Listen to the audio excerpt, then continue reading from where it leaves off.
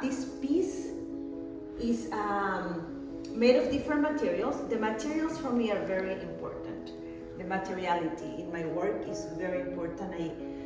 I explore them, I work with them, and metals, of course, coming from Chile, are very meaningful and for many different ways. But here we have plated silver, stainless steel, bronze, copper, and the shapes of the knitting. This is all a knitting technique that is original from Mexico. The actual techniques is original from Mexico.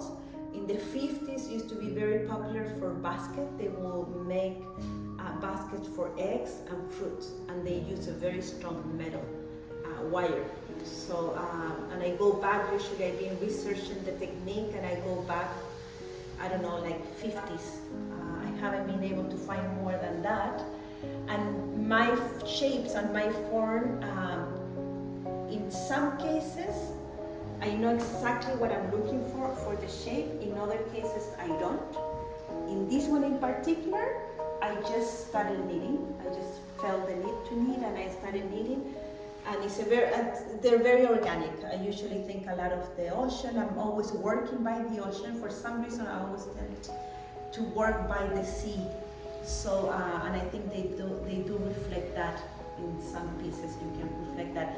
And then coming from the one thing that I like about these pieces is the shadows that they make.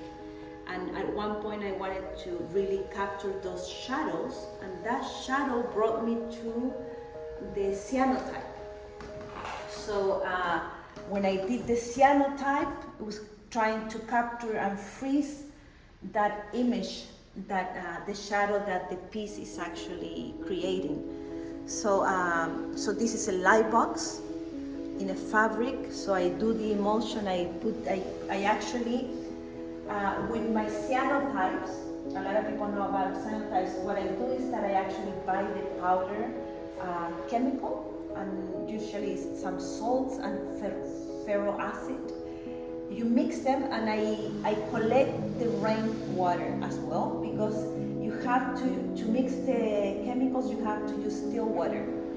And for the still water, instead of buying the still water, I usually collect the rain water, and I use that for my pieces. So whenever I'm in a place, I actually I collect the water, and then I mix the chemicals. And this water comes from Barcelona. So it was the rain from Barcelona, and so that I'm collecting some up here. It's been raining here a lot in New London, so I've been collecting some water, so I'll be working actually with a few pieces here as well. And I like to move them around.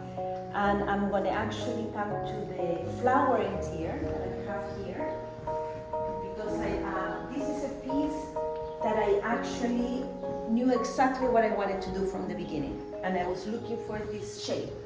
So this is a flowering tier. So it's a tier that is turning into a flower,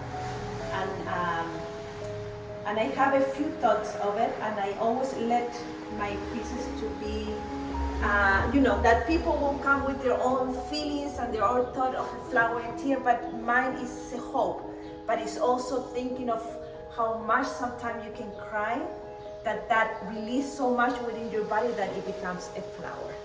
So it's a very, it's a flower with a tear with a lot of hopes, or with a lot of beauty, that it will turn these tears into a flower. So this is a piece that I really knew from the beginning what I wanted to make. So I kind of go back and forth between those pieces.